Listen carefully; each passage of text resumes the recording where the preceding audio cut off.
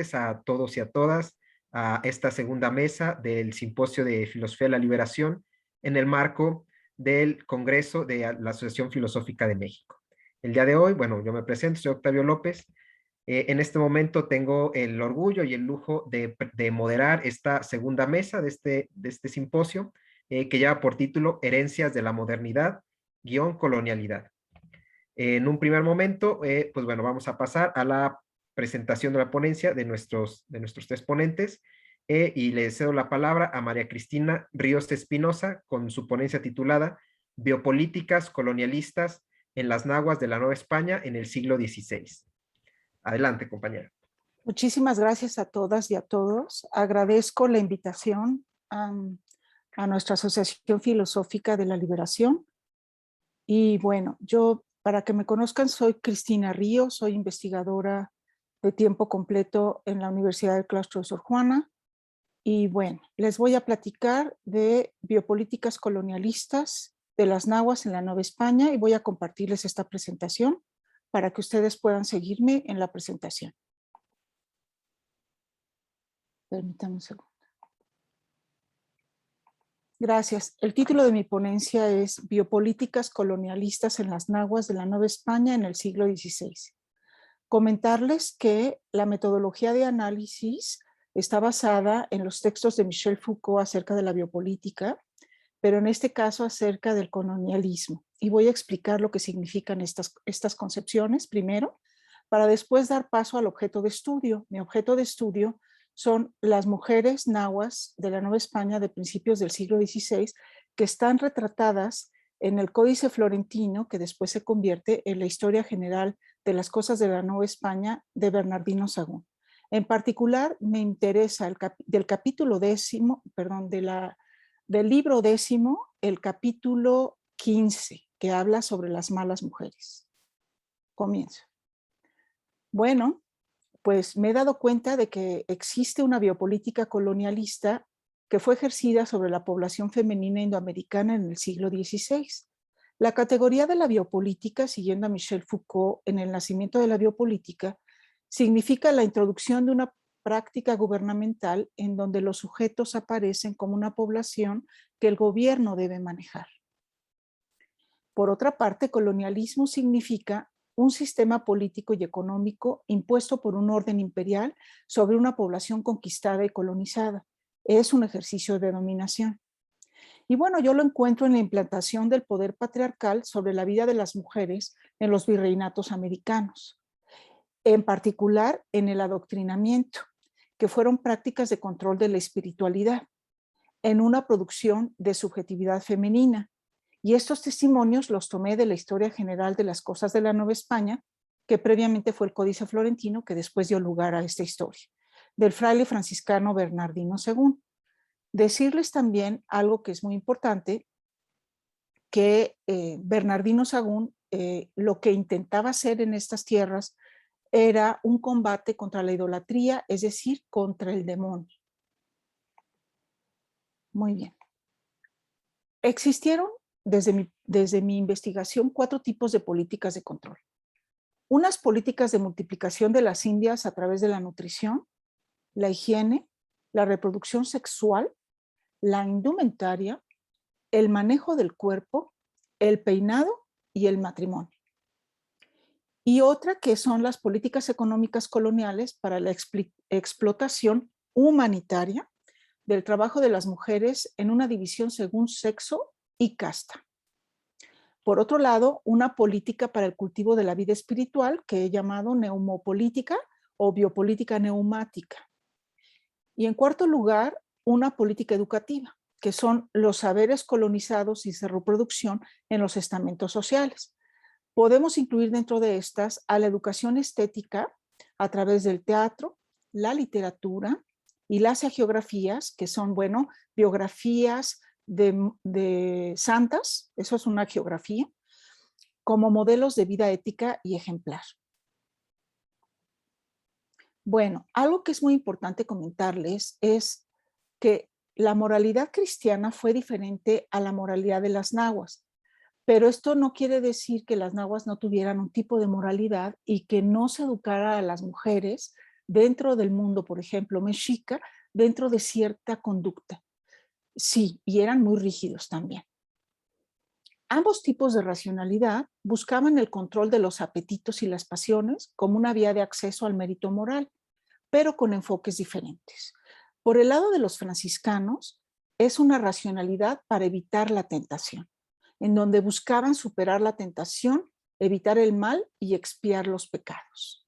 A diferencia de la moralidad nahua, en donde sí es una racionalidad de moderación también, pero la diferencia es que es buscando el equilibrio del cuerpo para evitar la contaminación del cuerpo y obtener el favor divino, lo mismo que la conservación de un equilibrio global.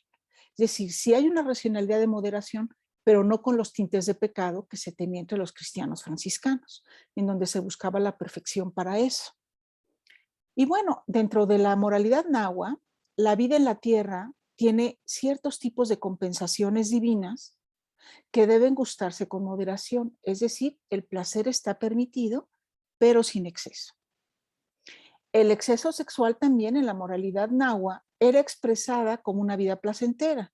La mujer pública y licenciosa se centraba en el placer y evitaba los fines serios de la vida, pero esto no era una forma de maldad como sí lo era desde la ideología de la moralidad cristiana.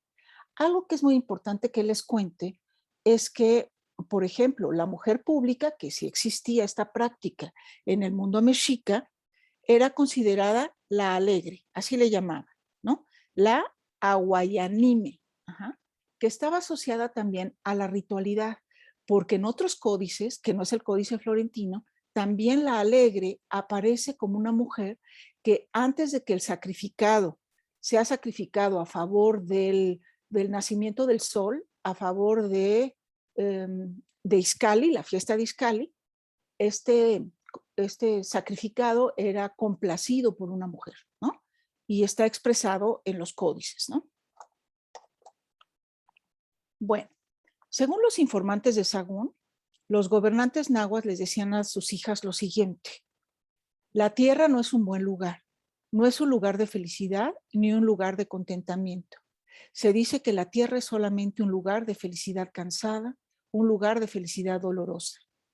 Como el anciano continuaba diciendo, para que nosotros, vasallos, no vivamos siempre gimiendo y no muramos de tristeza, nuestro Señor nos otorgó la risa y el sueño, la subsistencia para volvernos fuertes, crecer y, sobre todo, nos brindó la sexualidad para que más personas sean plantadas en la tierra. Dentro de esta biopolítica colonialista en la población femenina indiana, podemos decir que la cultura nahua fue un barro o material inerte moldeado por los frailes a su antojo. Es decir, ellos no fueron considerados socios activos de un diálogo. El mecanismo de poder practicado por los franciscanos fue principalmente estético y también retórico. Emplearon sermones, pinturas murales, teatro y música.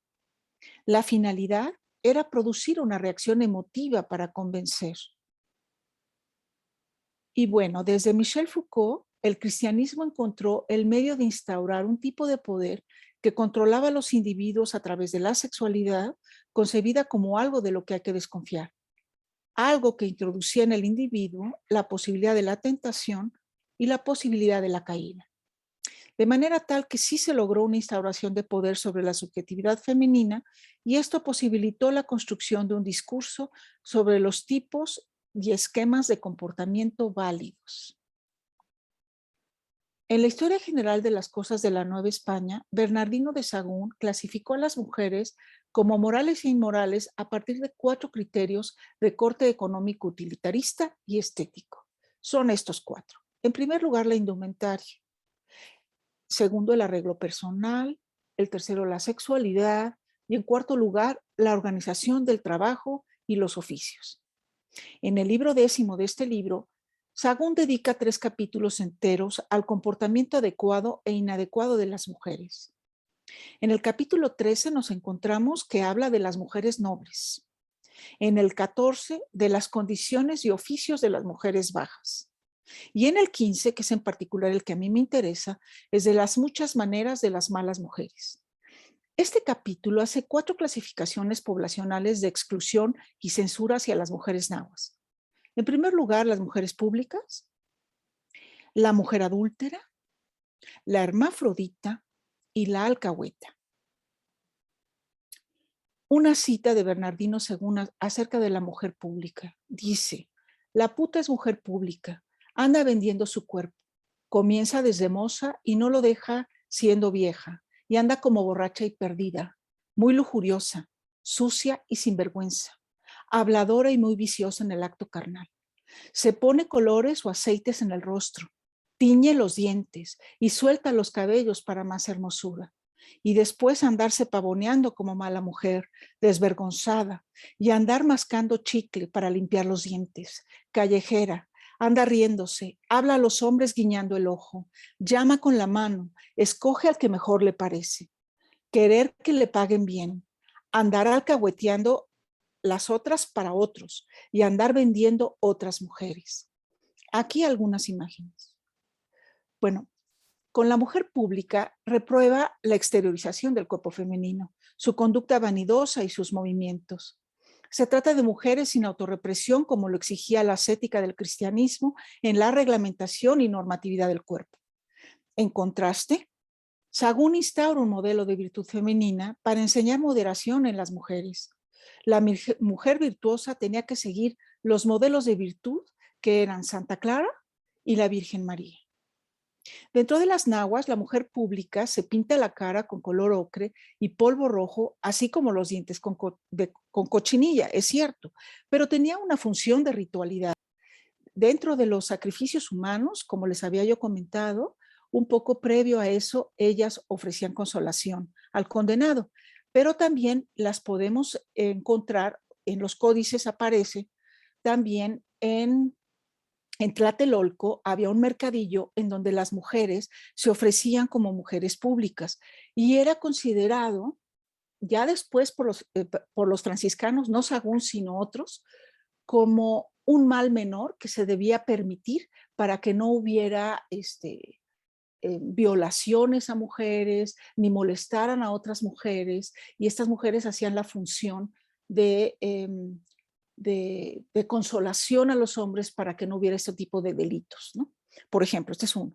Ahora, la mujer virtuosa, esto es en el comparativo que Sagún pone, no se tiñe el cabello, se lo corta, nunca mira de frente a las personas, nunca sale a la calle y se encierra en clausura. Permítame un segundo. Esta es una representación en el Códice Florentino de las mujeres alegres, que significan aguanime. Ajá. Me cuesta un poco de trabajo el náhuatl, pero son las mujeres alegres que ejemplifican un elemento recurrente siempre en las mujeres, pero con fines de ritualidad. Aquí aparece otra, ¿no? La mujer alegre, que tiene una función social importante en el mundo de los mexicas. Esta es una imagen que representa a las mujeres nobles charlando entre ellas. Están tomadas del Códice Florentino. Las abstinencias y penitencias fueron técnicas de poder empleadas por los misioneros como modelos de comportamiento y mecanismos de control para construir la subjetividad de los y las nahuas. Es a partir de la carne como se incorporó la sexualidad al interior de esta subjetividad. El resultado es la sujeción de las mujeres por sí mismas ya en la sociedad posterior novohispana del siglo XVII, como resultado. Las nahuas sufrieron represión venida de la exterioridad. Estas, a diferencia de las mujeres ya en el siglo XVII, ellas no escogieron. Por eso es una visión colonialista. Hay una represión retórica, como les había comentado antes, en un intento de introducir los preceptos morales cristianos dentro de la ideología náhuatl, particularmente este concepto de pecado. Los frailes se esforzaron en obligar a las nativas a comportarse como cristianas en las cosas más ordinarias de la vida. La finalidad fue provocar emociones y convencer a las nahuas de actuar de una manera compatible con la racionalidad cristiana a través de la pintura mural y la representación de la historia sagrada en el teatro y en la música. Posteriormente, esto estará a cargo de ciertas mujeres españolas que vienen con la intención de educar niñas nahuas, pero es tema de otra investigación. Entonces se usa la estética como técnica de poder pastoral y eso permitió impactar de manera efectiva en la población indiana.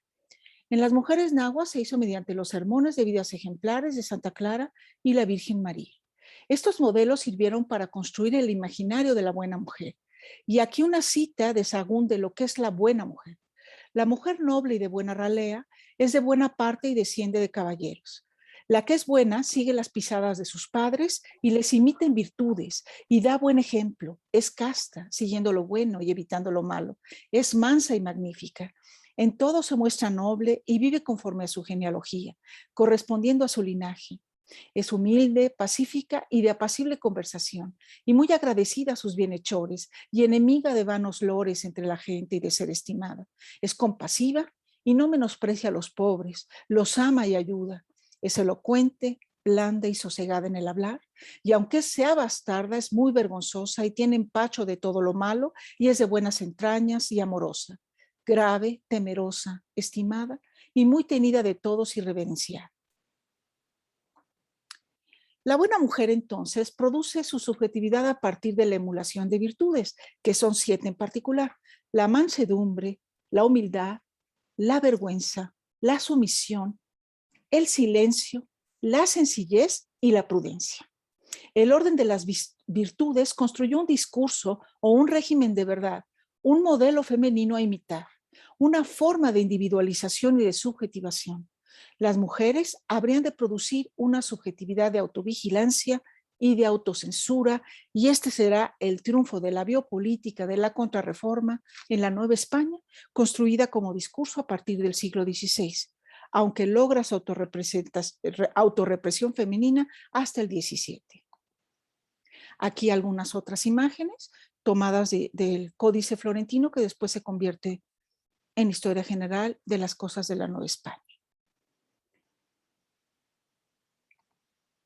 Es con base en la represión de la sexualidad como el cristianismo fundó la conducta moral correcta. La virtud estaba en la habilidad de resistir al placer. El acto sexual era permitido solo dentro de las reglas del matrimonio monógamo y no teniendo al placer como el fin último de la carnalidad, sino solo la reproducción legítima de los hijos. Con base en esta normatividad, Sagún condena a la mujer pública por notarse, gozar del placer del cuerpo, perfumarse y usar color en el rostro.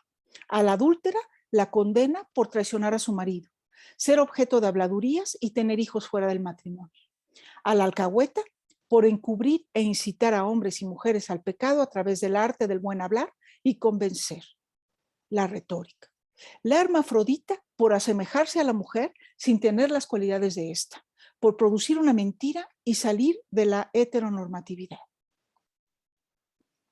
La adúltera es tenida por alevosa o es traidora, por lo cual no es tenida en alguna reputación. Vive muy deshonrada y cuéntase como por muerta, por cuanto tienen perdida la honra. Tiene hijos bastardos y con bebedizo se provoca vómito para mal parir.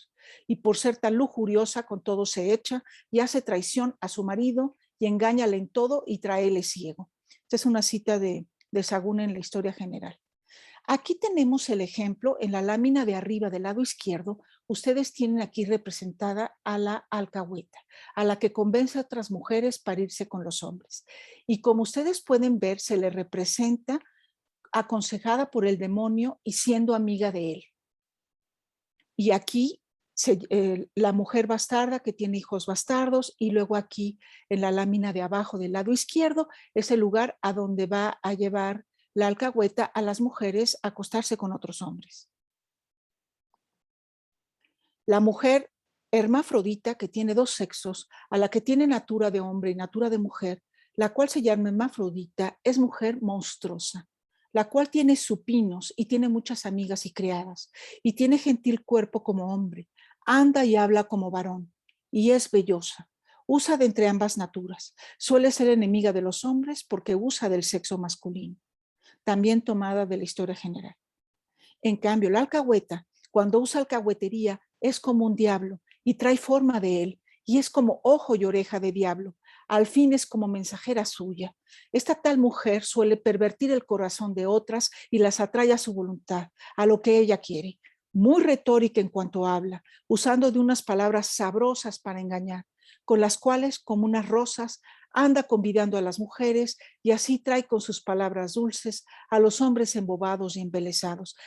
Hago noción aquí de la palabra, que es muy importante para seducción. Aquí es también otra mujer que invita la alcahueta a otras mujeres a irse a acostar con hombres. Lo mismo acá. En el Códice Florentino, Bernardino de Sahagún aborda temas de castidad, manejo correcto del cuerpo y por medio de sermones aconseja a las naguas el cuidado y protección de su virginidad. Utiliza a la Virgen María como este modelo de comportamiento y nos dice lo siguiente: no debes mirar a la cara a ningún hombre, no debes sonreírle a ningún hombre, no debes escuchar las palabras de ningún varón, no debes hacerte amiga de ninguno. Si te ofrece regalos, no debes aceptarlos. Si te busca para algo y quiere algo de ti, no debes dárselo. Protege y cuida tu cuerpo y tu corazón, para que no hagas nada que ofenda a Dios tu Señor. No te pases enfrente de la gente, no mires de casa en casa, no platiques con él en el mercado, no te sientes aquí y allá y entre la gente, no te pares a un lado del camino y no te dirijas a los hombres y no sonríes a la gente. Aquí está otra imagen del Códice Florentino. Y en conclusión, el encuentro de estas dos moralidades en la Nueva España del siglo XVI era de corte muy diferente. Las nahuas tenían una racionalidad de moderación y los franciscanos una racionalidad de pecado o de evitar la tentación. En el mundo mesoamericano, la relación con el cuerpo era concebida como una dualidad entre lo masculino y lo femenino, unido en la divinidad.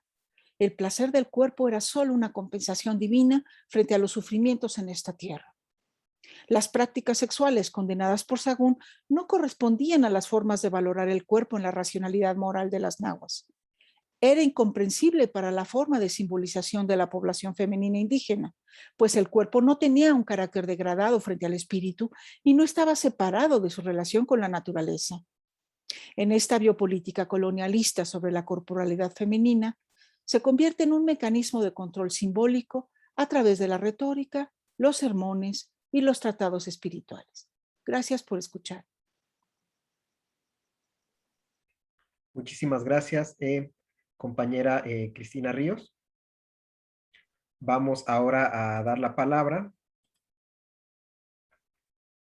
al compañero Mario Ruiz Sotelo con su ponencia titulada La conquista de México Tenochtitlan, una interpretación desde la filosofía de la liberación. Adelante, Mario, tienes la palabra.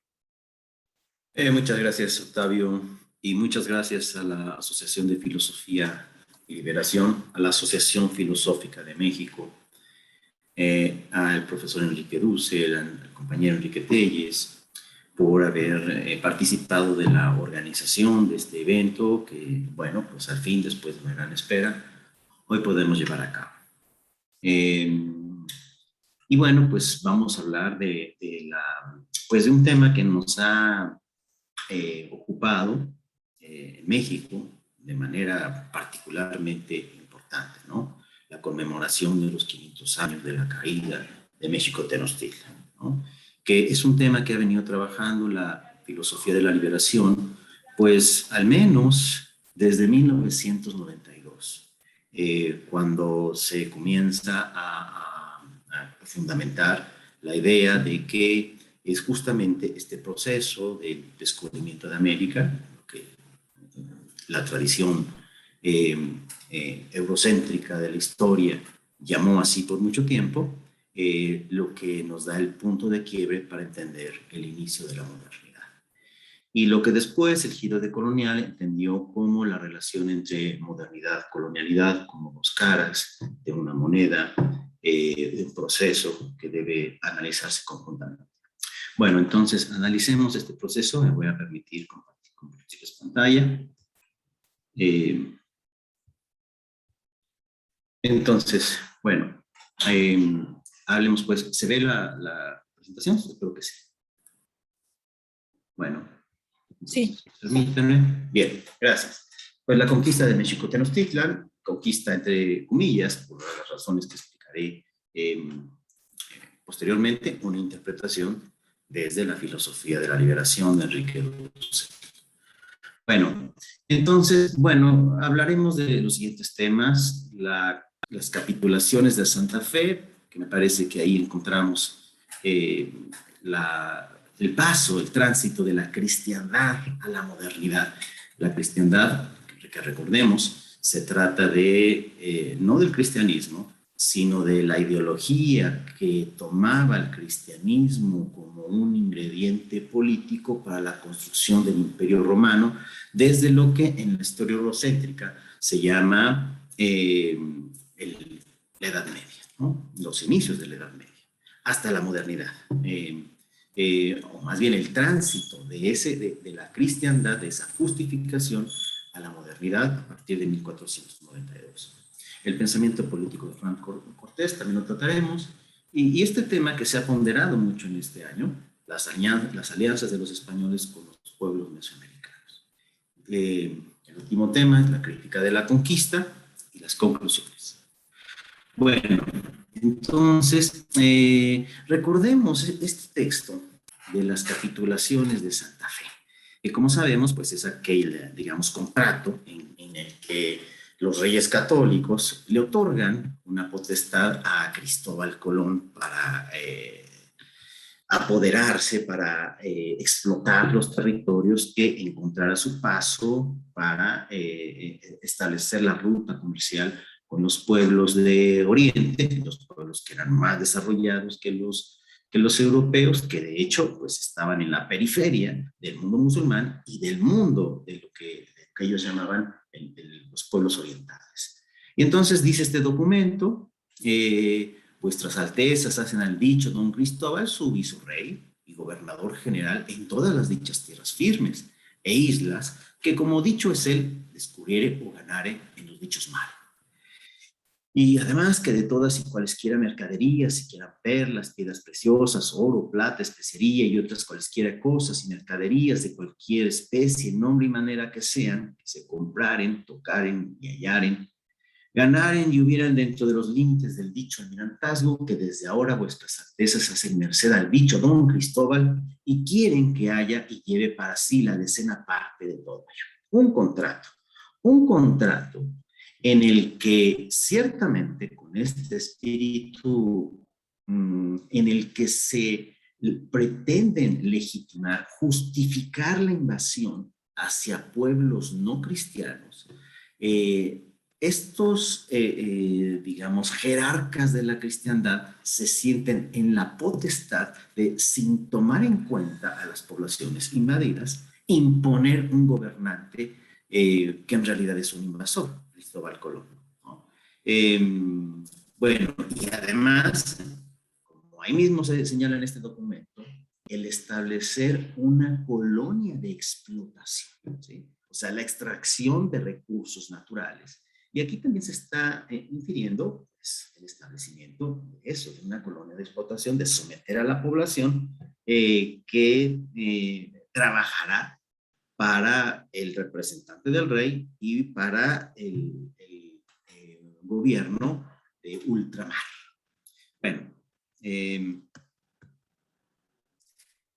Bueno, esto fue criticado. Una vez que se establece esa colonia, sabemos que en el Caribe se desarrolló un proceso de auténtico genocidio, a grado tal de que Montesino, ya para 1511, hace una crítica severa. Montesino, representante, miembro de la Orden de los Predicadores, de la Orden de los Dominicos, pues ya preguntaba con qué derecho y justicia tenéis en tan cruel y horrible servidumbre a estos indios, con qué autoridad habéis hecho tan detestables guerras a estas gentes que estaban en sus tierras mansas y pacíficas, donde tan infinitas de ellas, con muertes y estragos nunca oídos, habéis consumido. Y bueno, está criticando ya el sistema de explotación colonial que está establecido y se está preguntando justamente cuál es el derecho, cuál es la justicia, cuál es la justificación que se tiene para ese régimen colonial que se ha establecido. Entonces, muy tempranamente, en 1511, ya tenemos este primer gran cuestionamiento. El rey Fernando hace una escucha a Montesino y establece pues una primera legislación colonial, que son las leyes de Burgos y su complemento, que es el requerimiento. Este documento es importante porque, digo, para nuestro tema que nos ocupa, los 500 años de la invasión española a los territorios del Semanáhuac, a los territorios de lo que llamamos Mesoamérica. Cortés, si ustedes leen las cartas de relación, Cortés dice, se les requirió. Cuando dice se les requirió, quiere decir que les leyó el requerimiento. El requerimiento era el documento legal. Cortés se va a cuidar de que no le pase lo que a Cristóbal Colón, porque Cristóbal Colón fue acusado de traficante de esclavos de los pueblos del Caribe. Y entonces la reina lo hizo llevar preso justamente por esclavista, ¿no? Bueno, afortunadamente esto en los últimos tiempos ha dado pie a que las estatuas de Colón vuelen por los suelos, vuelen por los aires, estén ya desmantelándose prácticamente de todo el mundo. Pero la primera que quitó de su pedestal a Cristóbal Colón fue la reina Isabel. Bueno, entonces, Cortés no quiere correr la suerte de Colón y entonces lee este requerimiento para darle legalidad, entre comillas, legalidad del imperio español, del imperio de la cristiandad, pero aplastar la legalidad de los pueblos originarios que está invadiendo. Y entonces dice esto de parte del rey Carlos I, rogamos y requerimos, aquí no es Carlos I, es Fernando, rogamos y requerimos que entendáis bien esto y reconozcáis a la iglesia por señora y superiora del mundo, etcétera. La última parte es la que quiero subrayar. Que es cuando dice que lo sujetaremos, si no hicieres con la ayuda de Dios, nosotros entraremos poderosamente contra vosotros y vos haremos la guerra y vos sujetaremos al yugo y obediencia de la iglesia y sus altezas y tomaremos vuestras personas y de vuestras mujeres e hijos y los haremos esclavos y con matares los venderemos y tomaremos vuestros bienes y haremos todos los daños y males que pudiéremos y protestamos que las muertes y daños que de ellos se recrecieren sean vuestra culpa y no de sus altezas ni nuestra. Bueno, en este documento me parece que podemos ya observar paulatinamente este tránsito de la cristiandad a la modernidad. Aquí vean cómo a los invadidos se les comienza a ser culpables de resistir la invasión. El supuesto es que ellos vienen con un mensaje digamos, legal, de amor. Y claro, pues si se resisten, entonces la guerra la están haciendo los que son invadidos y no los invasores. Bueno, aquí paulatinamente estamos observando que hay una transfiguración. Los victimarios se están pretendiendo presentar como víctimas. Bueno, y entonces, justamente lo que Enrique Dussel llama el mito de la modernidad. El que hace el mito de la modernidad observa este trastocamiento, ¿no? Los que son los invasores, los que son los victimarios, se están presentando como víctimas. Bueno, ese es un elemento que vamos a ver con mucha claridad cuando analizamos el pensamiento político de Hernán Cortés. Y veremos que en Hernán Cortés cada vez se cuelan más elementos de la modernidad. Y me parece que ahí está presente lo que Maquiavelo, un contemporáneo suyo, considera lo que podemos llamar la razón estratégica, ¿sí? O sea, este lenguaje con una moralidad doble.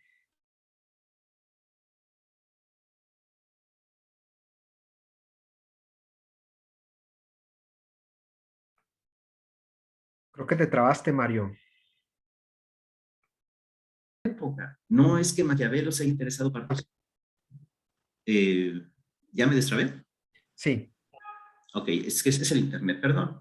Bueno, hablaba yo de Maquiavelo, que es contemporáneo de Cortés, y de que no es que Maquiavelo se haya interesado particularmente en los invasores españoles, ni que Cortés haya leído a Maquiavelo, sino que este elemento, esta razón estratégica, está presente en el ambiente político europeo. Y me parece que lo podemos ver cuando leemos Cortés. Bueno, la primera carta de relación, que en realidad es más bien una especie de transcripción de un texto de Cortés, dice lo siguiente: y como el capitán de la artillería que iba adelante hiciese ciertos requerimientos por ante escribano a los dichos indios de guerra que topó, vean ustedes lo que les digo, Cortés está pensando, está presentándose como que está actuando legalmente, hace requerimientos, el texto que les acabo de señalar, dándoles a entender por los farautes, por los traductores y lenguas que allí iban con nosotros, que no queríamos guerra, sino paz y amor con ellos. No se curaron en responder con palabras, sino con flechas muy espesas que comenzaron a tirar. Bueno, entonces vemos con mucha claridad este elemento de el mito de la modernidad y vemos en efecto cómo paulatinamente comienzan a reaccionar los pueblos originarios con una coacción legítima ante los invasores, ¿sí? Esa coacción legítima es representada por los invasores como una resistencia a lo que ellos llaman, pues, las leyes legítimas, que son las que están ancladas, pues, en este caso, ya lo decíamos, en las leyes de Burgos. Bueno, y entonces López de Gómara, uno de los, el biógrafo principal de Cortés, que vivió 7 años con él y que fue su confidente, dice lo siguiente: mandó pregonar Cortés en el campamento que ninguno tomase oro, sino que todos hiciesen como que no lo conocían o no lo querían, para que no pareciese que era codicia, ni su intención venir a solo. Bueno, ahí está con mucha claridad la razón.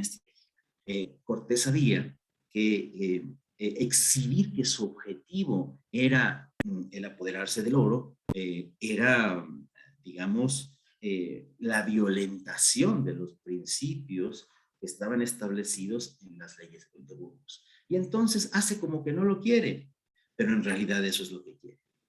Y después, otro elemento de razón estratégica, un testimonio de Bartolomé de las Casas. Dice Las Casas que en un diálogo que tiene con Cortés le dijo lo siguiente: ¿no te envió el rey Moctezuma emisarios con dones rogándote que salieras tú y tus compañeros de ese reino? Esto se refiere pues a que Moctezuma en realidad no le quería dar permiso de entrar, sino que le dio los dones para que se fuera. Cortés no hizo caso a lo que la máxima autoridad le estaba señalando.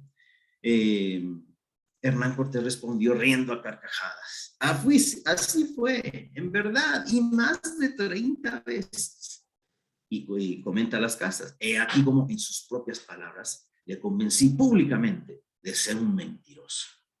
Bien, bueno, entonces hay que tener mucho cuidado con los textos de Cortés, justamente porque en ellos hay una razón estratégica, ¿sí? Hay que tomarlos como eso, como textos donde se afirma un planteamiento que en realidad está queriendo tener otro significado. Bueno, y bueno, hay muchos ejemplos de este otro ingrediente que es el carácter, que yo creo que se puede llamar abiertamente genocida, de la incursión de Cortés, como la masacre de Cholula, ¿verdad? Donde el propio Cortés, claro, Cortés siempre va a argumentar que actúa en defensa propia, se le iban a rebelar los cholultecas y le echa la culpa a Malintzin y que los tlaxcaltecas eso le dijeron. Y entonces después dice que después que tuve los señores dentro de aquella sala, dejélos atando y cabalgué e hice soltar la escopeta y dímosles tal mano que en pocas horas murieron más de 3,000 hombres. Y bueno, aquí me parece que es eh, parte de esta violencia de la modernidad, del mito de la modernidad, que es un elemento, es un ingrediente necesario para la modernidad misma. Bueno, hay varios testimonios. Pedro Mártir también nos habla de una matanza cuando quema vivo a los caciques en la región del Pánuco, poco después de Tenochtitlan, y tenemos testimonios de Juan Ginés de Sepúlveda, ya lo sabemos, el filósofo que en alguna medida está es el principal articulador de la racionalidad, de la violencia, de la justificación de las guerras, pues acepta filosóficamente como un creador de la filosofía de la modernidad, es perfectamente válido infundir terror, ¿no? Es decir, veamos esto, la irracionalidad de la violencia que está inscrita dentro de la construcción de la invasión que fundamenta la modernidad. Bueno, hay un elemento que quería tocar, ya me queda muy poco tiempo, las alianzas, que yo les decía que es uno de los temas más interesantes que vimos en este año, ¿no? Porque el planteamiento es, bueno, es que en realidad la guerra, por ejemplo, la caída de Tenochtitlan y las conquistas que siguieron posteriormente, pues fueron más bien obra de los aliados de los españoles. Pero hay que tomar en cuenta que esas alianzas con los tlaxcaltecas, por ejemplo, se hicieron después también de la instauración de las tácticas de terror. Las tácticas de terror estaban institucionalizadas.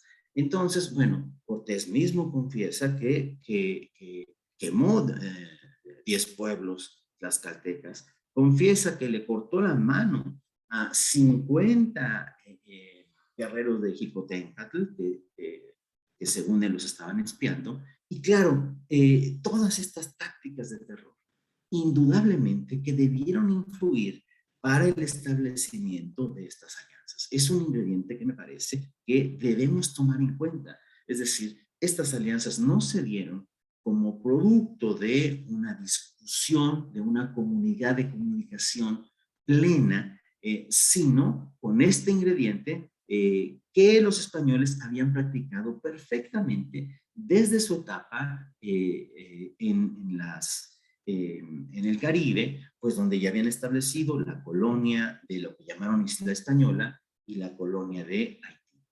Bueno, y bueno, tenemos entonces que, me parece, voy a tomarme acaso unos 2 o 3 minutos más para explicar este tema.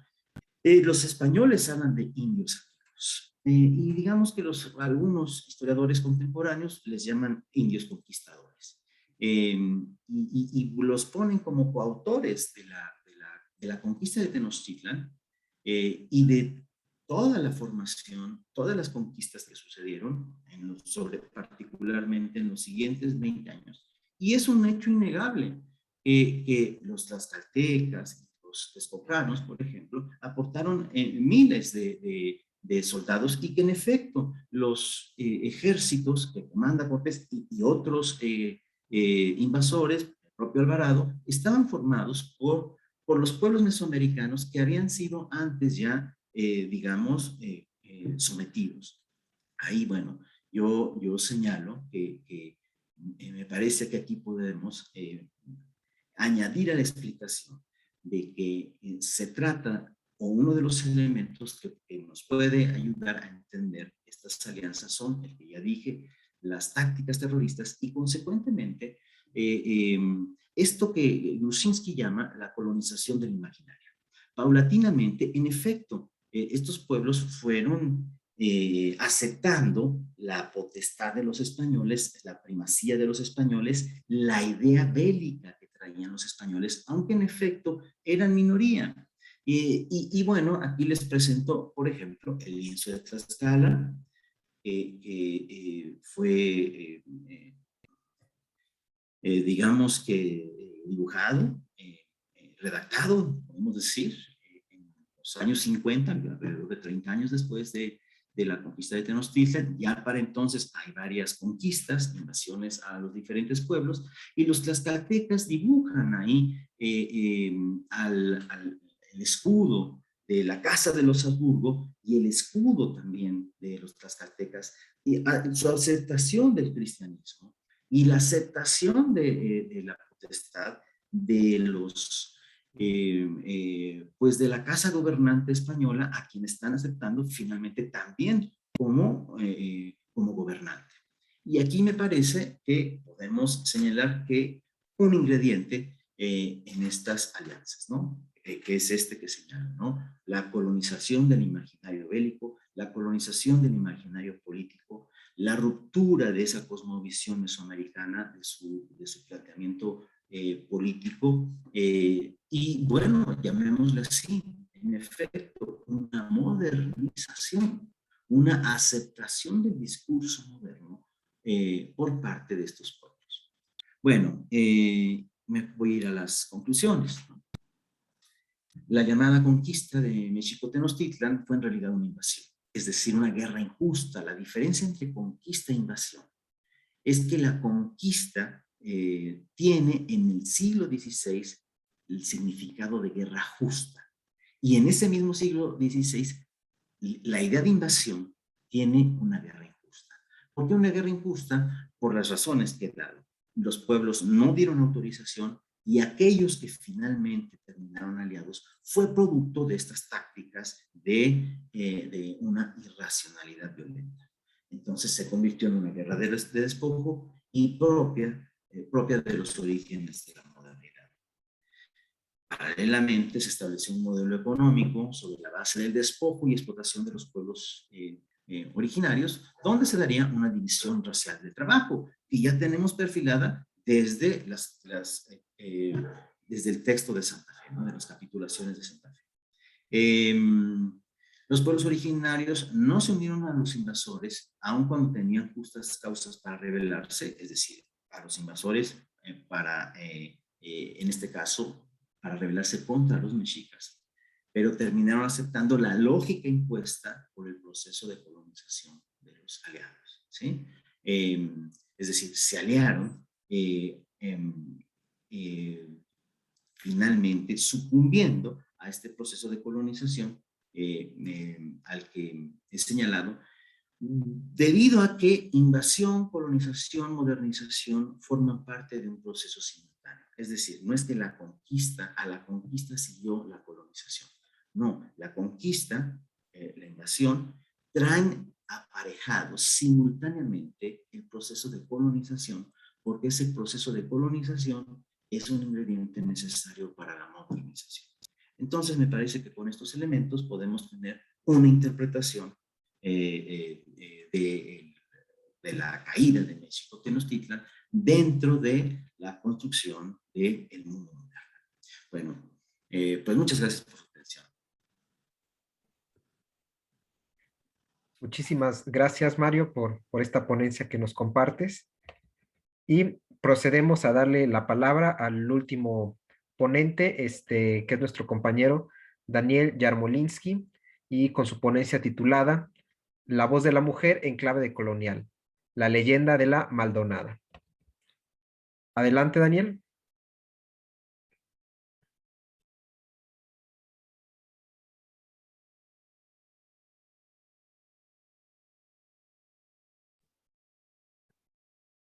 Compañero Daniel Yarmolinsky, ¿andas por ahí?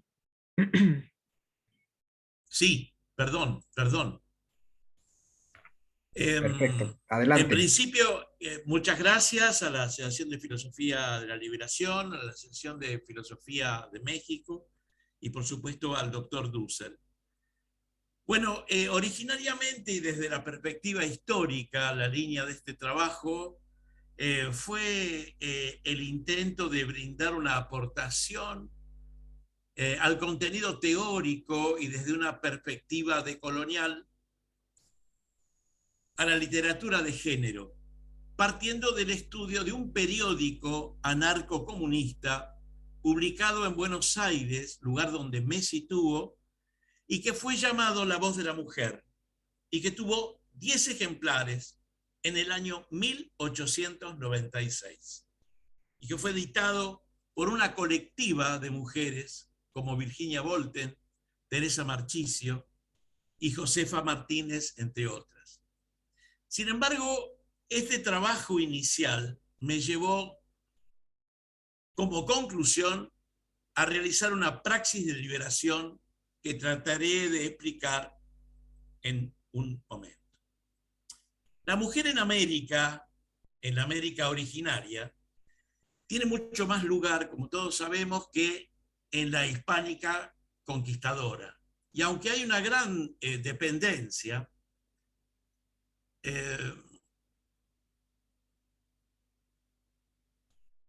con respecto al varón, no hay una dominación propia de la cristiandad colonial o de tiempos posteriores. Si la mujer indígena será alienada eróticamente por el varón conquistador y por el guerrero, dicha erótica, la de la sexualidad puramente masculina, opresora, se irá extendiendo a toda mujer hispano-criolla. Entonces, la mujer objeto era definido en su ser por el varón. Esta idea de mujer como una negatividad, específicamente como una negativa argamasa que unificaba los cerebros, va a ser expuesta en novelas, obras de teatro, letras de canciones, albergada por intelectuales notorios, publicaciones y manifestaciones artísticas, educativas, para seguir creciendo y reproduciéndose en el transcurrir del tiempo como un imperativo de la naturaleza humana, siendo parte de la ontología encubridora. La mujer, considerada como juguete y objeto, tal como se denominan las mismas víctimas del periódico La Voz de la Mujer de 1896, lo entendemos como el comienzo del momento liberador. Es la explicación de una situación común, es el momento fundante del espíritu comunitario de los condenados que buscará alternativas en las circunstancias posibles. El 31 de enero de 1896, La Voz de la Mujer en el número 2 dice: teníamos la seguridad de que si por nosotras mismas no tomábamos la iniciativa de nuestra emancipación, ya podíamos tornarnos momia antes que el llamado rey de la tierra, el hombre, lo hiciese. Es decir, que la mujer, ofendida y humillada, supo que la justicia no llegaría por sí sola y decidirá avanzar en su realización por medio de su trabajo, es decir, de su servicio, iluminando desde aquella vibrante y enérgica demanda el camino de la liberación femenina. El 8 de enero de 1896, La Voz de la Mujer número 1 dice: y bien, hastiadas ya de tanto y tanto llanto y miseria, hastiadas de eterno, desconsolador cuadro que nos ofrecen nuestros desgraciados hijos, los tiernos pedazos de nuestro corazón, hastiadas de pedir y suplicar, de ser el juguete, el objeto de los placeres de nuestros infames explotadores o de viles esposos, hemos decidido levantar nuestra voz en el concierto social y exigir, decimos, nuestra parte de placeres en el banquete de la vida. Como dice Dussel, la palabra interpelante de las víctimas es el territorio crítico ante el sistema. Es preciso, dicen ellas, oh falsos anarquistas, que comprendáis una vez más por todas que nuestra misión no se reduce a criar vuestros hijos o a lavaros la roña, que nosotras también tenemos derecho a emanciparnos y ser libres de toda clase de tutelaje, ya sea social, económico o marital. A pesar vuestro, ya lo veréis, haremos que la voz de la mujer se introduzca en vuestros hogares y que diga a vuestras compañeras que no sois tales leones, ni siquiera perros de presa. Lo que sí sois es un compuesto de gallinas y cangrejos. Esto lo decían el 31 de enero de 1896. Me pregunté sobre el origen de la historia, me pregunté sobre un mito fundante de la voz de la mujer en la ciudad de Buenos Aires. Como entiende Enrique Dussel, a partir de 1492, con la reunificación de España y el descubrimiento del Océano Atlántico, Europa se lanza sobre la periferia, sobre la exterioridad geopolítica, sobre las mujeres y varones, sobre sus hijos, sobre sus dioses, en nombre del ser, del mundo humano, de la civilización. Aniquila la alteridad de las otras culturas, de las otras eróticas, de las otras religiones. Incorpora con violencia sacrificial las fronteras de su mundo hasta incluir a otros pueblos en su ámbito controlado, con una de las matrices del pensamiento decolonizador que será expuesta por Ginés de Sepúlveda en De la justa causa de la guerra contra los indios, que todos conocemos y que solamente voy a subrayar cuando dice: es cosa justa por derecho natural que la materia obedezca a la forma, el cuerpo al alma, el apetito a la razón, los brutos al hombre, la mujer al marido, lo imperfecto a lo perfecto, etc. Así, Hispanoamérica, con este espíritu, es un incorporado ámbito geopolítico totalizado, analizado en su exterioridad, deglutido por ser antropófago en nombre de la civilización. La fundación de la ciudad de Buenos Aires no estuvo en modo alguno alejada de ese camino de violencia sacrificial, donde los aborígenes eran lo propiamente real, pero ocultados por el ego cónquiro, que los interpretaba como cosa sentido del proyecto colonizador conducido por Pedro de Mendoza y al cual resistiría.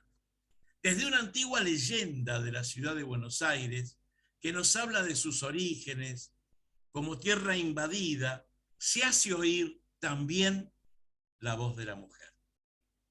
Claro que la leyenda de la Maldonada, así se llama, estaría invisibilizada.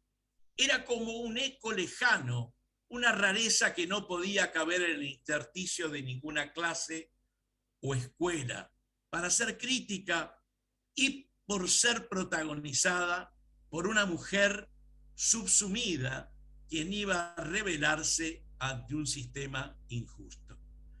La historia, el episodio como la leyenda del arroyo Maldonado, es porque Macho tenía que llegar a los oídos estudiantiles. Es decir, que el nombre del arroyo que atraviesa la ciudad de Buenos Aires, bajo la actual avenida Juan B. Justo, tuvo su origen en una mujer llamada la Maldonada, quien dijo haberla conocido el mismísimo Ruiz Díaz de Guzmán, autor de la primera obra, que es la Crónica sobre Argentina.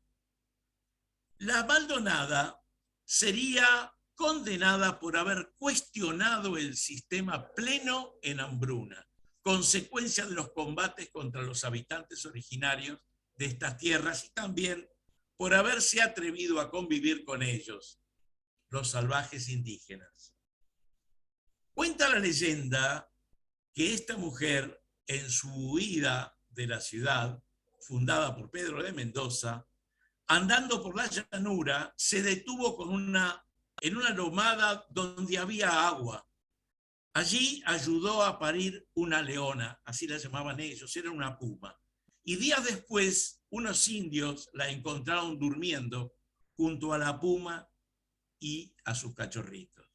Por un tiempo, nada se supo de esta mujer, hasta que un día un oficial español la rescató de los salvajes para volverla a subsumir hasta el día del castigo impuesto por haberse atrevido a convivir con el otro originario. La pena, como ya imaginamos, fue la muerte. Fue la muerte por abandono, morir de hambre o de sed. Fue llevada hasta el arroyo, la ataron a un árbol y desde la única otra oportunidad que le dieron era tal vez morir despedazada por animales. A los 3 días, nos cuenta el cronista Ruiz Díaz de Guzmán, quien la conoció, dice: unos soldados retornaron al lugar y hallaron a la mujer extenuada, pero viva. A sus pies, dormitando una enorme leona y a 2 cachorros que jugueteaban. Y dice el historiador: desatada la mujer por los soldados, la llevaron consigo, quedando la leona dando muy feros bramidos, mostrando sentimientos y soledad en su bienhechora y haciendo ver, por otra parte, su real ánimo y gratitud y la humanidad que no tuvieron los hombres. La Maldonada fue llevada a la ciudad y no recibió ningún otro castigo, tal vez porque el mito bíblico de Daniel se les había presentificado, se había actualizado tal vez en el cerebro, pero aquella mujer presentó esa posibilidad en cuanto a que aquellos menos creyentes intuyeron que en otra instancia volvería a ser conduciendo una manada.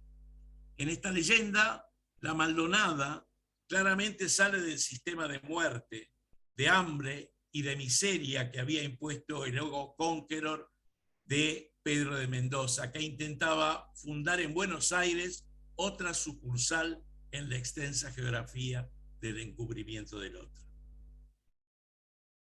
Así, la Maldonada simboliza el primer desafío de género al orden patriarcal y el principio de la voz de la mujer en los tiempos que originaron la ciudad.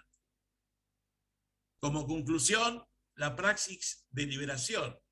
Todos estos argumentos fueron tomados por la diputada Victoria Montenegro, presidenta de la Comisión de Derechos Humanos de la Legislatura de la Ciudad de Buenos Aires, y con los grupos de los compañeros de AFIL Argentina, de la Ciudad de Buenos Aires, acompañados por artistas como Blanca Libertad Raiz Cabrera. Estamos ya en los albores de la primera resolución para colocar la primera placa bajo la avenida de la avenida Juan B. Justo, haciendo referencia a la Maldonada, y comenzar así una serie de hechos que van desde la inclusión en la currícula de educación y las leyes para el cambio de los nombres y plazoletas cercanas del arroyo.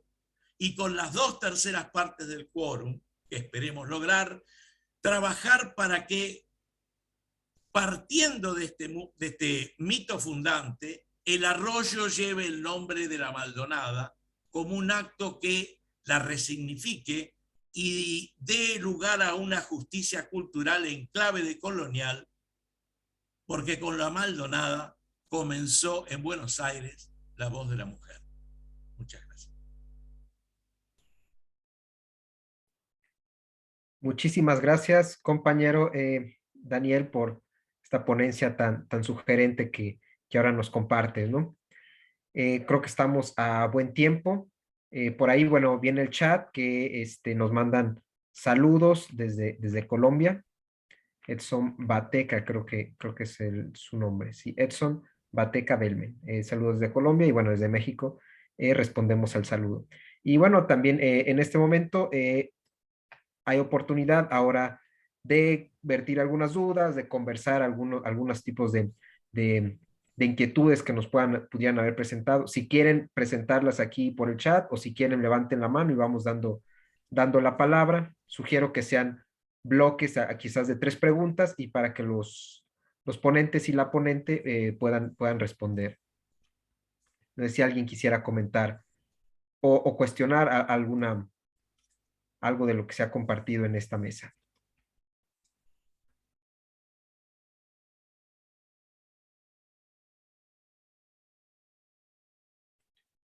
Hay un comentario de Facebook bueno, de algún usuario que se hace llamar Imagofagia.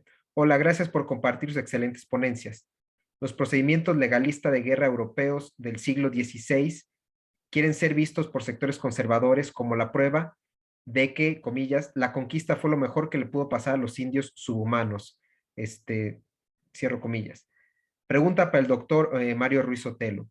¿Cómo sería una estrategia para desmitificar la guerra de invasión en la educación pública? Adelante, Mario. Bien, entiendo que esto de desmitificación es desmantelando el mito de la modernidad, el mito de que se trata de una guerra justa. Y yo creo que la forma para hacerlo, yo lo basaría en la filosofía lascasiana o en la filosofía de Alonso de la Vega Cruz, es decir, en la propia filosofía del siglo XVI. Podemos encontrar herramientas para esa desmitificación. ¿Y en qué consistiría? Simplemente en decir que los pueblos originarios tenían derechos. Tenían, por ejemplo, el derecho para gobernarse a sí mismos, el derecho para aceptar o no quienes penetraran en su territorio. Y entonces, si les cambiamos la idea de que son conquistadores y decimos que son invasores, que optaron de manera ilegítima, quebrantando todos los elementos de la legalidad que estaba presente, tanto en el Caribe como en Mesoamérica, como con los pueblos andinos en el sur, entonces entenderíamos que se trata de una guerra injusta y que se le está justificando desde el siglo XVI como parte de ese mito de la modernidad, donde todos estos elementos, por ejemplo, de la violencia de Cortés, se justifican, ¿no? Cortés bueno, en México hubo un criminal muy peligroso en los años 90 que secuestraba a las personas y les mandaba a los...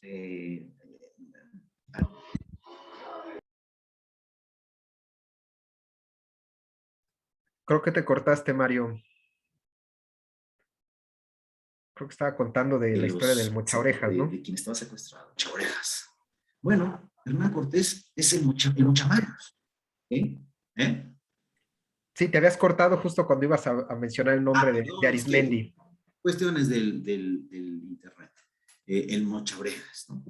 Bueno, Cortés es el mochamanos, pero nadie le dice el mochamanos, porque se entiende que actuó de manera justa y que actos como ese, actos de terror, son justificados.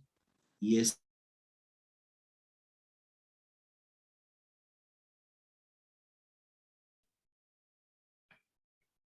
Igual te volviste a cortar, a ver si ahorita regresas. que considera justa como una especie de Alejandro Magno que civiliza pueblos y que en consecuencia actúa con justicia. Y eso es parte de una metodología. Bueno, esa sería mi respuesta. Muchas gracias por la pregunta. Muchas gracias. ¿Alguien más que quisiera comentar aquí dentro del foro? Gabriel, Perdón, Gabriel. Gabriel Sí, tiene la mano levantada. no sé si me escuchen, ¿sí? Te escucho bien. Mira, hay una discusión cualquiera de los tres, porque dentro de las tres ponencias se puede abordar. Sería algo así como, hay una discusión que es, ¿qué implicaciones tienen el que uno teorice a partir del concepto de invasión o conquista? Hay algunos que yo pienso, ¿no? A lo mejor estoy equivocado, muy conservadores que dicen, sí fue una conquista, y hay quienes estamos planteando que es más bien, se tendría que cambiar o reinterpretar el término por invasión. Pero me gustaría saber más bien su opinión de cualquiera de los tres o los tres. ¿Qué serían las implicaciones entre uno u otro concepto para tratar el tema? Bueno, a mí me parece que uno sería que invasión es el reconocimiento de que es algo ilegal, ¿no? La incursión.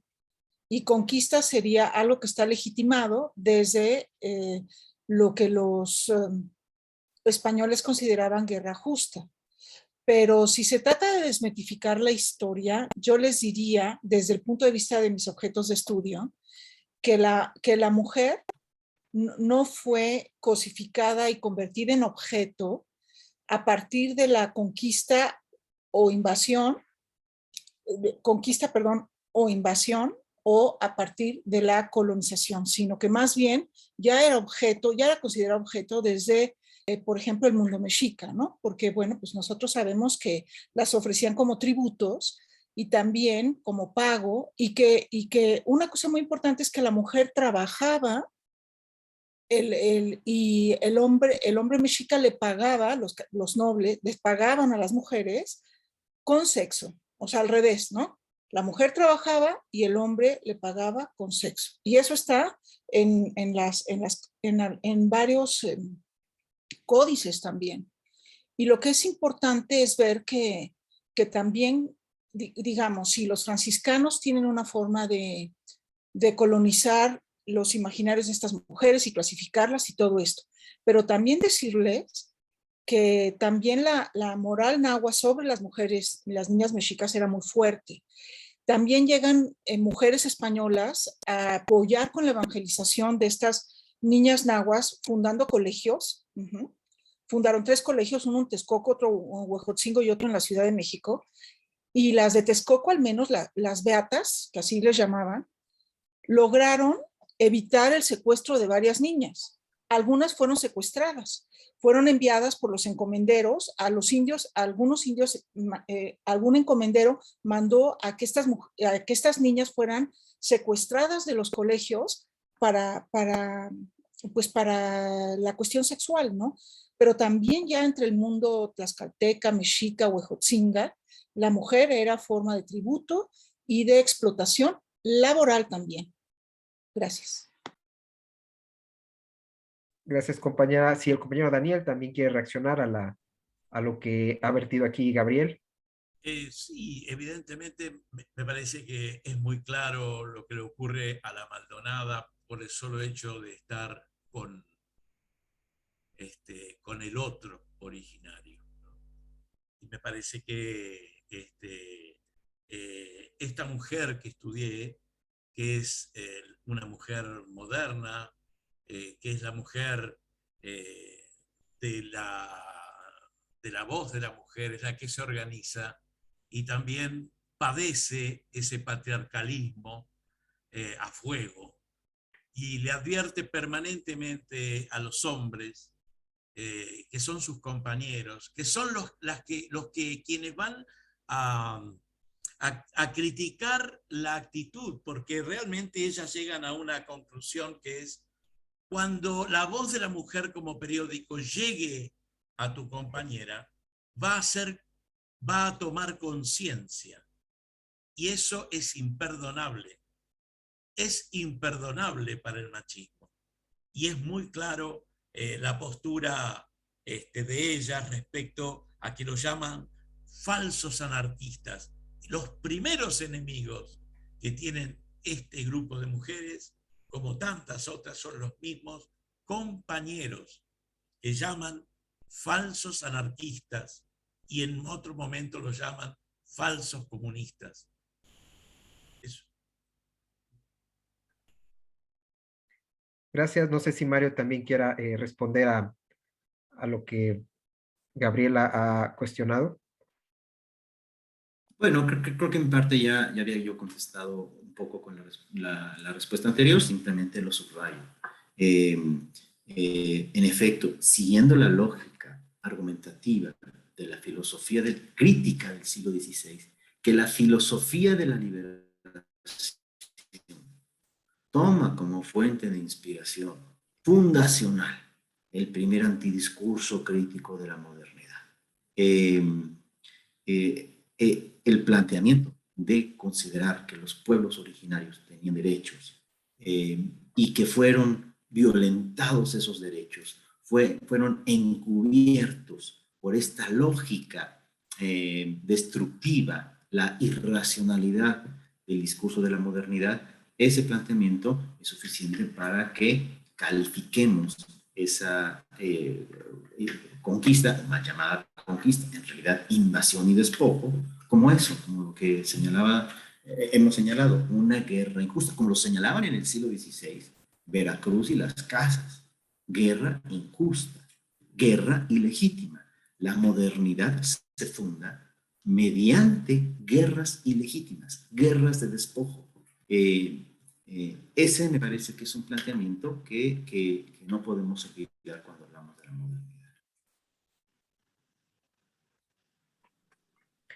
Gracias. Por ahí hay unas cuestiones en el chat que me interesa leer. Bueno, Marta Mació le manda muchas gracias al compañero Daniel. Igual de Facebook, Silvia Maldonado felicita a los ponentes y a la ponente. Abdiel Rodríguez, que hace rato estaba en la mesa pasada, manda saludos, ¿no? Y aquí hay como unos exabruptos respecto a la doctrina conservadora de la Iglesia Católica. Digo, igual, el micrófono está abierto si alguien quiere comentar o ahondar con su ponencia. Sí, bueno, Enrique nos comentaba, ¿no? Que lo que hoy criticamos en los talibanes lo aprendieron muy bien de los conservadores o del cristianismo o algo así, ¿no? Pero aquí lo que me gustaría dejar claro es que los mexicas no aprendieron de los cristianos a cómo explotar a sus mujeres, o sea, ya las explotaban. O sea, por eso, pues, para desmitificar y no romantizar la historia, ¿no? Bien, gracias. Que es algo que me llama, digo, un poco aprovechando el poder de ser moderador, ¿verdad? Pero de lo que habla esta Julieta Paredes y esta Adriana Guzmán, que hablan de un entronque de patriarcados, ¿no? O sea, dicen, el patriarcado no se inventó en 1492, sino que más bien ya había bases propiamente en América. Y cuando es el arribo ahora sí, de la invasión, de la intrusión colonial, se funde, ¿no? Lo que le llaman el entronque de patriarcados, ¿no?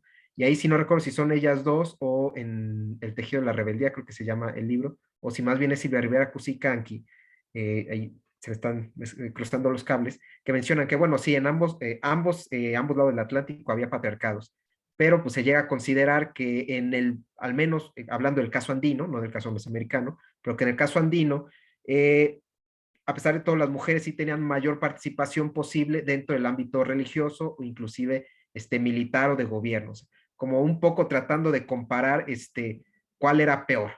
No sé si valga mucho la pena decir cuál era peor, pero creo que nos da justamente esos señalamientos que hace la compañera Cristina para justamente no tratar de encontrar todo lo que queremos resolver en el futuro únicamente en elementos del pasado. Hay cosas que podremos retomar, pero cosas que debemos de reformular, ¿no? Y que, bueno, muchas comunidades indígenas o afrodescendientes se han reinventado en este proceso de colonización y donde en efecto las mujeres han, si cabe la palabra conquistar, quizás sí, conquistar propiamente derechos que no existían en el periodo prehispánico, o bien se reinterpretan otros mitos, porque también es cierto que muchas veces también no son procesos homogéneos, ¿no? Ni monolíticos, sino que también hay incluso mitos en disputa en los procesos, por llamarlos de algún modo, prehispánicos, ¿no? Bueno, ahí van como dicen, mis tres peniques, quizás alguien quiera refutarlo, ¿no? Ahorita. Adelante, Olivia, tú tienes la mano levantada. Sí, me gustaron muchísimo las tres ponencias. Los felicito, les agradezco mucho. Y tengo una pregunta para la compañera Cristina. Yo tengo la idea de que comercializaban con las mujeres pero de otros pueblos que no eran los mexicas propiamente, que pues se les puede tomar, pero también a lo interno, o sea, entre los propios mexicas comercializaban con sus mujeres, así como comenta que las vendían o las entregaban como tributo, o eran tributo para los mexicas, o sea, de otros pueblos. No, también entre los mexicas, claro que sí. Y de hecho, bueno, pues comentarles, por ejemplo, la diosa Xochiquetzal era la diosa de las prostitutas, por decirles, y Tezcatlipoca era empleado como el dios de los homosexuales, por ejemplo. O sea que en realidad esta cuestión de, digamos que tiene funciones de ritualidad también. O sea, sí, claro que tiene funciones de ritualidad, también, pero que son ofrecidas como tributo, pues aparece en muchas partes, desde las cartas de relación de Cortés, las crónicas de Bernal Díaz del Castillo, en los mismos códices. Pablo Escalante tiene una investigación muy interesante sobre el tema, sobre estos temas, investigador del Colegio de México, por ejemplo, Olivia, y bueno, y también varios antropólogos, ¿no? Félix Baez Jorge, la doctora Good, ¿no? Que habla sobre la corporalidad, sobre la corporalidad y la visión de la corporalidad entre los pueblos mesoamericanos. Pero sí te puedo adelantar, Olivia, que por ejemplo, entre los mexicas, la mujer era la que trabajaba y te digo que, que el hombre le pagaba con sexo a la mujer, ¿no? Y dentro de las mujeres españolas que vienen a educar a estas niñas, pues te digo que sí hubo una defensa para que no se secuestraran a estas niñas o no se les regalara como tributos o no se les vendieran, y se les enseña a estas niñas en la educación que no se dejen vender, así, que no se dejen vender. La prueba de esto es que después, ya educadas, los nobles y los jóvenes mexicas ya no quieren estas mujeres, ni se quieren casar con estas niñas, porque son rebeldes y no se dejan vender y no se dejan explotar. Es un ejemplo, Olivia. Gracias. Gracias. Leo las preguntas. Bueno, hay comentarios igual en el chat. Acompañada Laura, dicen, podemos decir entonces que, a modo de pregunta, podríamos decir entonces que el patriarcado se asocia al sistema capitalista a partir de la colonización. Y bueno, Enrique Telles también comenta, ese es el punto. ¿Hay acaso un machismo moderno? ¿Qué lo hace diferente a los otros machismos no contemporáneos, al origen de la modernidad? Igual ahí están esas provocaciones, si alguien quisiese comentar. Bueno, es Mira, que... voy a no sé. comentarte esto que me parece muy interesante, que justamente es de uno de los números, que es cuando al referirse a los obreros, ellas, compañeros, bajo la firma de Josefa Martínez, advierte sobre la falsa ilusión del liberalismo que impera y comparte un concepto que es muy interesante, que es el del palo enjabonado. Dice, los obreros engañados seguirán siendo subsumidos y serán siempre un producto de pobres. Y les dice, ¿no habéis observado, pobres ilusos, el desprecio con que sois mirados por los que os roban? Mirad, ¿veis allí en aquellos que se llaman romerías, aquellos que tienen tantos escudos y colores? Pues aquel es el palco oficial, ¿sabéis? Pues allí no tenéis entrada, allí no permiten que entréis, pues vuestras torpes maneras, vuestras torpes manos callosas, que a ellos sustentan, no pueden ni deben, dicen, estrechar la fina y enguantada diestra de tanto y de tantos. Y luego dice, ¿veis aquello? Mirad, aquello se llama palo enjabonado. Pues bien, aquel palo está puesto para vosotros, para los obreros. ¿Sabéis para qué? Para que ellos puedan reír de nuestra torpe conducta, sí, y para vernos forcejear cuando intentemos subir a alcanzar el miserable premio. Así planteaba la cosa. Gracias. Gracias. Antes de darle la palabra al compañero Luis López, voy a leer aquí en el chat igual, un comentario igual de Edson Bateca. Dice, igual no va dirigido, entonces yo creo que cualquiera lo puede responder. Tengo una pregunta. ¿La filosofía de la liberación va concatenada, por así decirlo, con otras tendencias como la pedagogía de la liberación de Paulo Freire y la teología de la liberación? Y bueno, igualmente aquí Cristina Ríos comenta frente a la pregunta de Laura, ¿no? La explotación de las mujeres en el mundo antiguo mesoamericano no nace con el capitalismo, es previo. Luis López, adelante. Sí, gracias. Yo no sé si ustedes saben que Levi-Strauss, estudiando la mitología amerindia, descubrió que en toda la estructura de los mitos de muchas comunidades de América aparecía un casillero vacío. Y este casillero vacío, Levi-Strauss afirma que era para el extranjero. O sea, recuerden que todas las relaciones humanas en la cultura amerindia estaba basada en la estructura de parentesco. Entonces siempre alguien del exterior tenía que entrar en las comunidades casándose con la hija de alguien, o en fin.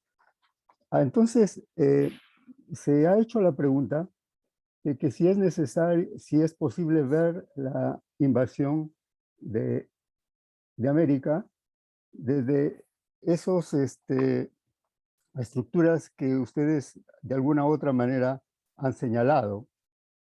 Es interesante que en Perú se descubre en los años 50 del siglo pasado un mito contado por unos miembros de una comunidad quechua que no hablaban castellano, y en el mito cuentan, prácticamente es el mito de Incarrí, no sé si lo conocen, el mito más célebre de los Andes, ¿no? En ese mito se cuenta de una manera moderna la desaventura de Atahualpa. Y en el mito se dice que Atahualpa fue asesinado por, por su igual, el rey de España. Interesante esa palabra, su igual. Entonces, no quiero extenderme. Lo que se está narrando en ese mito actual es que las comunidades indígenas tienen otra mirada de la invasión de América. Y yo me pregunto, y les pregunto a ustedes, no sé si existe este tipo de mitos en donde se cuenta qué es lo que pasó en México o qué es lo que pasó en Mesoamérica. Este mito de Incarrí en los Andes, yo he trazado de que existen más de 100 versiones. Entonces, no sé si ustedes saben también que hay unas representaciones de la muerte de Atahualpa, en las cuales Atahualpa no muere. Entonces, no hay duda que nosotros estamos viendo siempre la invasión de América desde el punto de vista de Europa. Y no nos hemos planteado verlo como las comunidades amerindias lo narraron, y hasta hoy día, porque ellos se los han transmitido de manera oral. Ahora, miren, este mito de Incarrí me hace afirmar, quizás algún día habría que exponerlo, que la ética amerindia estaba más desarrollada que la ética que venía de Europa en el momento de la invasión. Y que esta ética amerindia responde a ese principio ético que ha planteado la filosofía de la liberación, y que no es de la filosofía de la liberación, sino que es un discurso milenario que tiene 2700 años registrado antes de Cristo. Es: recibirás al extranjero. Recibirás al extranjero. Ese recibirás al extranjero es de una inmensidad ética increíble. Miren lo que pasa en Europa, miren lo que pasa en el mundo. Nadie recibe a nadie, a los exiliados, a los refugiados. Y miren, yo creo de que en el futuro vamos a tener que mirar desde las narraciones míticas existentes y también dejadas por cientos de textos a lo largo de 5 siglos, y ver cómo las comunidades indígenas han visto la invasión de América. Gracias.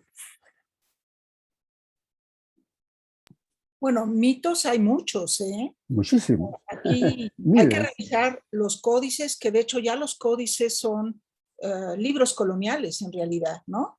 Porque son los pictogramas elaborados por los tlatoani, los indios, los indioamericanos, ¿no? Que les encargan los evangelizadores, ¿no? Los misioneros. Entonces, bueno, mitos hay muchos, y bueno, por ejemplo, hay uno en donde Tezcatlipoca es digamos, el dios que representa a los homosexuales, y de hecho, muchos se refieren a él, inclusive pidiéndole cosas, pero con groserías. O sea, se valía hacer la petición a un dios insultándolo. Esto es bien interesante, ¿no? Uno pensaría que para nada, ¿no? ¿Cómo te vas a referir así a un dios? Pero pues eran tan cercanos, los sentían cercanos y los insultaban, ¿no? Para que les concedieran las cosas que ellos pedían, ¿no? Por ejemplo. No, pero mitos hay muchos, Luis, claro, por supuesto. Pero no se les estudia, no se les considera como elemento de la discusión de todo lo que se está planteando en este momento en América Latina. Bueno, es un problema de literatura, ¿no? No, de representación, o sea, cómo nos veían, exactamente, cómo nos representan, cómo nos representaban y nos siguen representando, o sea, ahora ya de otra manera, pero es la misma cosa, ¿no? O sea, negar, ocultar. Gracias. De falta de respeto. No sé si alguien quiera Respeto por el otro. responder la cuestión de si la filosofía de la liberación va concatenada con otras tendencias como la pedagogía de la liberación y la teología de la liberación, lo que nos comparten aquí desde el Facebook.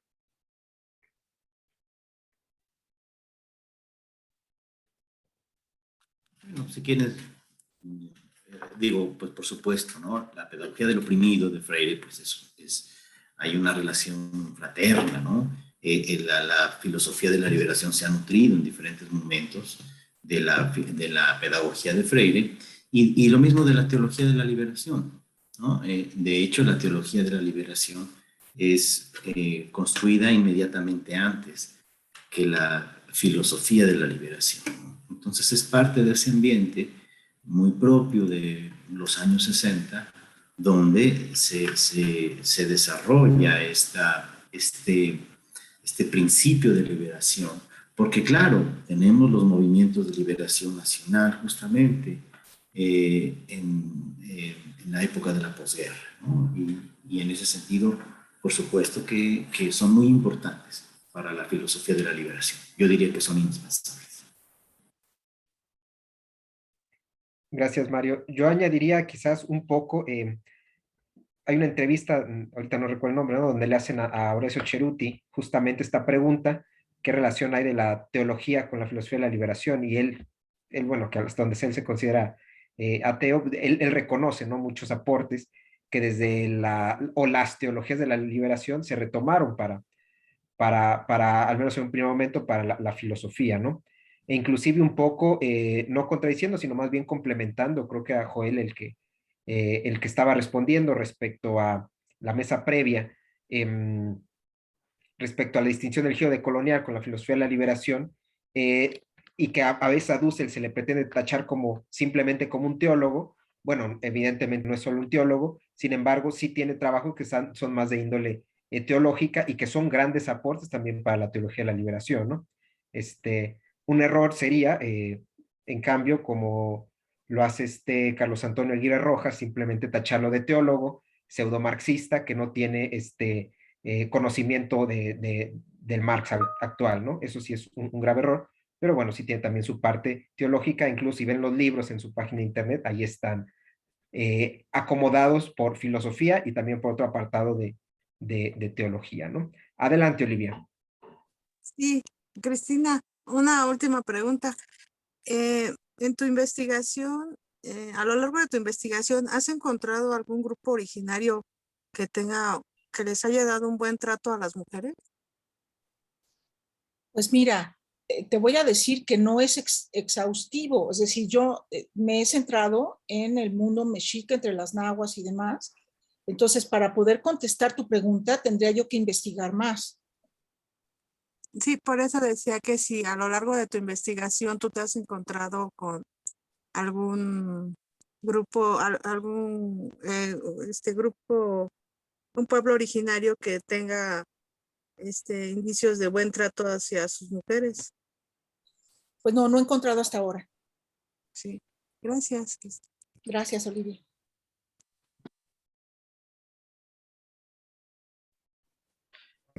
No ¿Qué sé, Octavio, me comentario? gustaría... Ah, sí, adelante, Gabriel. No, se me adelantó Olivia.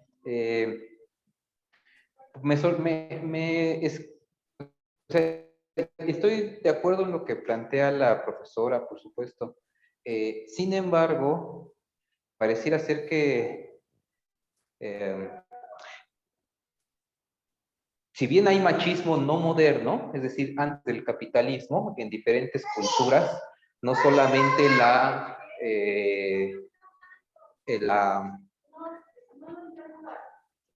no solamente la visión moderna, hay machismo moderno con el capitalismo y hay un machismo antes, ¿no? Incluso este machismo anterior pareciera ser que o se muestra como un etos totalmente negativo hacia la mujer en la cultura mexica, ¿no? Sin embargo, y no lo sé, digo, yo he estudiado a los mexicas, a los mayas y en parte a los incas, y el culto ritual, por ejemplo, a la Pachamama, Ixchel, Tonantzin, esta relación que se tiene entre el principio de Ometeotl, Alón Cualón, o por ejemplo, Tocapo y Marimana, ¿no? Esta relación de complementariedad hombre y mujer, que si bien podríamos rastrear desde esa perspectiva positiva esa relación, también podemos negar que dentro del marco de la filosofía de la liberación lo que se muestra, hay una parte que es la de mostrar un sistema fetichizado, ¿no? Hablar de los mexicas implica hablar de un momento en el cual el imperio se pone como tal, pues como imperio a final de cuentas ya es un fetiche, ya está fetichizado, ¿no? Y no nace fetichizado necesariamente un mundo cultural, y eso lo vemos en esta perspectiva, ¿no? Que hay un punto de inicio, ¿no? Digamos, un punto clásico y también un punto en el cual ya es decadente, fetichizado, ¿no? Entonces pareciera ser que el punto fetichizado del que arrancas es todo el sistema cultural del que se vive. Yo, por ejemplo, yo sí puedo decir en los pueblos originarios actuales de tradición maya, sí hay un respeto por la mujer, por más que se le quiera decir que no, porque además eso me escandaliza porque puede ser un punto de vista muy de la mujer moderna. Y también me escandaliza un poco cuando dices, y bueno, me escandaliza nada más por decirlo, ¿no? Pero es, digamos, es libre el aporte, ¿no? Cuando dices mis objetos de estudio, ¿no? Yo no sé si, al menos desde las antropólogas de la ENA, se planteaba esta perspectiva de decir, no, es que las mujeres no somos objeto de estudio, ¿no? Y hay que cambiar una perspectiva supuestamente objetivista de la investigación desde una perspectiva decolonial epistemológica, donde los seres humanos no son objeto de estudio, ¿no? Yo a veces me quedan esas sensaciones de lo que se planteó, cómo se trató el tema, porque yo conociendo los temas, digamos, de estos pueblos, sí encuentro en lo contemporáneo, al menos a mí me explicaban en la sierra, ¿no? En Chiapas, a mí me decían, ¿sabes qué? Aquí nos dicen esto y lo otro, pero si ponemos a la mujer detrás del hombre para que camine detrás de nosotros es porque en el monte te salen las serpientes y hay que protegerla. Pero cuando se habla desde la perspectiva moderna, siempre se ve como que es machista, ¿no? Como que hay toda una lógica detrás cultural, incluso todo un ethos, que sí hay una perspectiva donde se mira a la mujer distinta, para empezar por Pachamama, ¿no? Y que pareciera estar ocultada como si no existiera esa otra relación que puede existir, una relación positiva con la mujer. Y tampoco tratando de decir que es perfecto o algo así, ¿no? Sino simplemente que puede haber o existen prácticas cotidianas en las cuales siguen prevaleciendo desde el mundo antiguo, que no son modernas y que tienen una positividad dentro de esas relaciones. Entonces, esa es un comentario, no sé si hay alguna reacción, pero me parece que a veces el abordaje es muy de la perspectiva de la mujer moderna, desde la epistemología moderna y desde esa visión moderna de la mujer, y que no se considera de pronto, o no se alcanza a ver que también se puede hacer investigación no moderna, epistemología no moderna de esos mismos pueblos de los que se está tratando, sin decir o sin quitar de en medio que claro que en la cultura, en diferentes culturas ha existido el machismo desde antes. Eso quería comentar. Gracias. Bueno, en primer lugar, yo no utilicé la palabra machismo, utilicé la palabra explotación. La palabra machismo está en el chat y no la usé yo. Eso es lo primero que tendría que decir. Y cuando hablo de objeto de estudio, me refiero a los textos. No estoy refiriéndome propiamente a las mujeres. Ajá. Y bueno, como finalmente siempre la historia es una hermenéutica y es una interpretación, pues desde ese punto de vista hay que verlo, ¿no? Y bueno, como yo me dedico a la investigación, pues metodológicamente así le llamo, pero me refiero a los textos.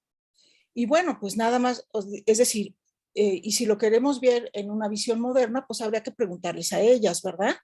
Y bueno, yo lo que veo es que los índices de trata de personas y los índices de niñas embarazadas a los 11, 12 años en Chiapas es dramático también. Entonces, pues más bien habría que preguntarles, ¿no?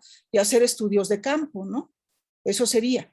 Pero la cuestión pues es muy amplio el tema, ¿no? Es muy amplio el tema y la forma de abordarlo, pues también es amplia, ¿no? Pero, pues desde luego yo no estoy empleando esa palabra machismo y cuando me refiero a objetos de estudio me estoy refiriendo a los textos. Gracias, compañero y compañera. Bueno, me interesa leer un poco lo que hay aquí en el chat de los comentarios que amablemente nos hacen en Facebook. Silvia Maldonado comenta, muy interesante el análisis biopolítico del poder sobre la vida de las mujeres nahuas durante la conquista. Pregunta para la doctora Cristina. En la actualidad también podemos considerar que las políticas públicas trumpianas para el control de la natalidad de las migrantes se inscriben dentro del análisis de lo biopolítico. Mi duda surge porque las migrantes se les obligó a abortar. No se usó el convencimiento, en paréntesis, adoctrinamiento. Entonces, lo biopolítico se usa desde el convencimiento, adoctrinamiento, o también desde el uso de la fuerza, o ambos. Voy a leer todo lo que hay y ahorita cedo la palabra. Igualmente, alguien que está con Mecha Zaval comenta, los COIs son tratados comerciales, el resto fueron destruidos lamentablemente. Él también comenta, quedan los discursos legitimados y con eso se ha tenido que trabajar. Gracias, maestro, por responder mi inquietud, dice Edson Bateca, igual Mecha Zaval. Mi respeto, la religión ha tomado lugar, es cierto. Reconocer que parte de la iglesia ha trabajado es importante. Y bueno, agradecen y felicitan a los organizadores que hicieron esto posible. No sé si alguien más quedan algo. Bueno, la pregunta para la doctora Cristina acerca de las políticas trumpianas, no sé si usted contestarla. Bueno, desde luego el tema del control de la vida, ¿no? Y del cuerpo de las mujeres, pues claro que es un tema de biopolítica, ¿no? De política de la vida, Silvia, pero para ampliar tu respuesta, si quieres, luego te la respondo, ¿no? Porque ya estamos en tiempo. Ok, pues bueno, Y sin más, si no hay otro comentario que se quiera hacer, pues bueno, agradezco muchísimo a los organizadores por parte de la AFM que nos ayudan a hacer esto posible. También felicito a los ponentes y a la ponente que aquí, bueno, dieron pláticas bastante provocadoras y a quienes también tuvieron la oportunidad de participar, ya sea por esta sala de Zoom o a través de Facebook. Les invitamos a que sigan sintonizando pues de preferencia nuestro simposio, ¿no? De Filosofía de la Liberación, aunque también hay otras mesas bastante interesantes que se hacen posible gracias a la AFM. Si no hay más nada, pues a nombre de la AFIL me despido y nos vemos el día de mañana. Gracias. Gracias a todas y a todos. Hasta Gracias. luego.